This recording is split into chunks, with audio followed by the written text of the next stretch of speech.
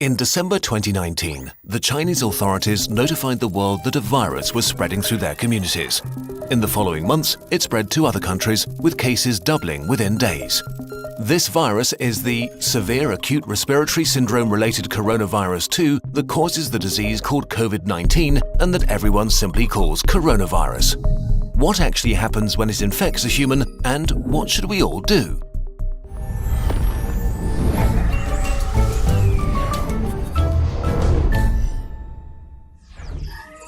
A virus is really just a hull around genetic material and a few proteins, arguably not even a living thing. It can only make more of itself by entering a living cell. Corona may spread via surfaces, but it's still uncertain how long it can survive on them. Its main way of spreading seems to be droplet infection, when people cough or if you touch someone who's ill and then your face, say rubbing your eyes or nose. The virus starts its journey here and then hitches a ride as a stowaway deeper into the body. Its destinations are the intestines, the spleen or the lungs, where it can have the most dramatic effect. Even just a few coronaviruses can cause quite a dramatic situation. The lungs are lined with billions of epithelial cells. These are the border cells of your body, lining your organs and mucosa, waiting to be infected. Corona connects to a specific receptor on its victim's membranes to inject its genetic material. The cell, ignorant of what's happening, executes the new instructions, which are pretty simple: copy and reassemble. It fills up with more and more copies of the original virus until it reaches a critical point and receives one final order: self-destruct. The cell sort of melts away, releasing new corona particles, ready to attack more cells. The number of infected cells grows exponentially. After about 10 days, millions of body cells are infected and billions of viruses swarm the lungs. The virus has not caused too much damage yet, but corona is now going to release a real beast on you, your own immune system. The immune system, while there to protect you, can actually be pretty dangerous to yourself and needs tight regulation. And as immune cells pour into the lungs to fight the virus, corona infects some of them and creates confusion. Cells have neither ears nor eyes. They communicate mostly via tiny information proteins called cytokines. Nearly every important immune reaction is controlled by them. Corona causes infected immune cells to overreact and yell bloody murder. In a sense, it puts the immune system into a fighting frenzy and sends way more soldiers than it should, wasting its resources and causing damage. Two kinds of cells in particular wreak havoc. First, neutrophils, which are great at killing stuff, including ourselves. As they arrive in their thousands, they start pumping out enzymes that destroy as many friends as enemies. The other important type of cells that go into a frenzy are killer T cells, which usually order infected cells to commit controlled suicide. Confused as they are, they start ordering healthy cells to kill themselves too. The more and more immune cells arrive, the more damage they do, and the more healthy lung tissue they kill. This might get so bad that it can cause permanent, irreversible damage that leads to lifelong disabilities. In most cases, the immune system slowly regains control. It kills the infected cells, intercepts the viruses trying to infect new ones, and cleans up the battlefield. Recovery begins. The majority of people infected by corona will get through it with relatively mild symptoms. But many cases become severe or even critical. We don't know the percentage because not all cases have been identified, but it's safe to say that there is a lot more than with the flu.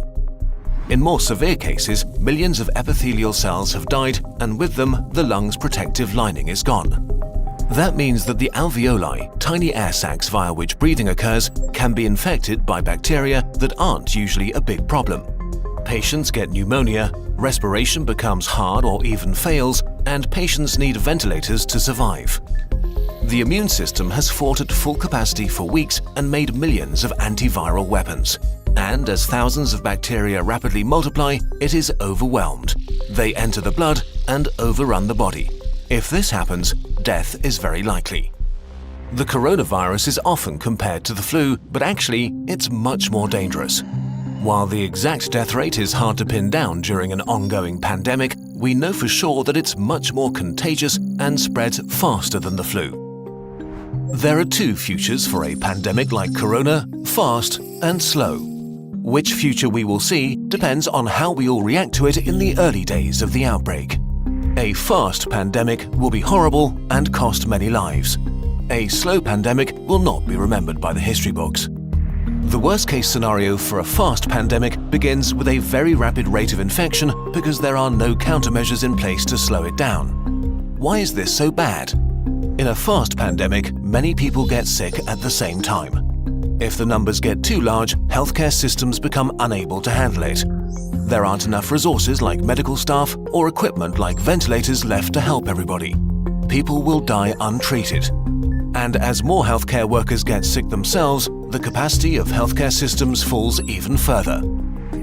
If this becomes the case, then horrible decisions will have to be made about who gets to live and who doesn't. The number of deaths rises significantly in such a scenario. To avoid this, the world, that means all of us, needs to do what it can to turn this into a slow pandemic. A pandemic is slowed down by the right responses, especially in the early phase, so that everyone who gets sick can get treatment and there's no crunch point with overwhelmed hospitals. Since we don't have a vaccine for corona, we have to socially engineer our behavior to act like a social vaccine. This simply means two things: not getting infected and not infecting others. Although it sounds trivial, the very best thing you can do is to wash your hands. Soap is actually a powerful tool. The coronavirus is encased in what is basically a layer of fat. Soap breaks that fat apart and leaves it unable to infect you. It also makes your hands slippery, and with the mechanical motions of washing, viruses are ripped away. To do it properly, wash your hands as if you've just cut up some jalapenos and want to put in your contacts next. The next thing is social distancing, which is not a nice experience, but a nice thing to do. This means no hugging, no handshakes. If you can stay at home to protect those who need to be out for society to function, from doctors to cashiers or police officers. You depend on all of them. They all depend on you to not get sick. On a larger level, there are quarantines, which can mean different things, from travel restrictions or actual orders to stay at home. Quarantines are not great to experience and certainly not popular, but they buy us, and especially the researchers working on medication and vaccination, crucial time. So if you are put under quarantine, you should understand why and respect it. None of this is fun, but looking at the big picture, it is a really small price to pay. The question of how pandemics end depends on how they start. If they start fast with a steep slope, they end badly. If they start slow with a not-so-steep slope, they end okayish. And in this day and age, it really is in all of our hands, literally and figuratively. A huge thanks to the experts who helped us on short notice with this video, especially Our World in Data, the online publication for research and data on the world's largest problems and how to make progress solving them. Check out their site. It also includes a constantly updated page on the corona pandemic.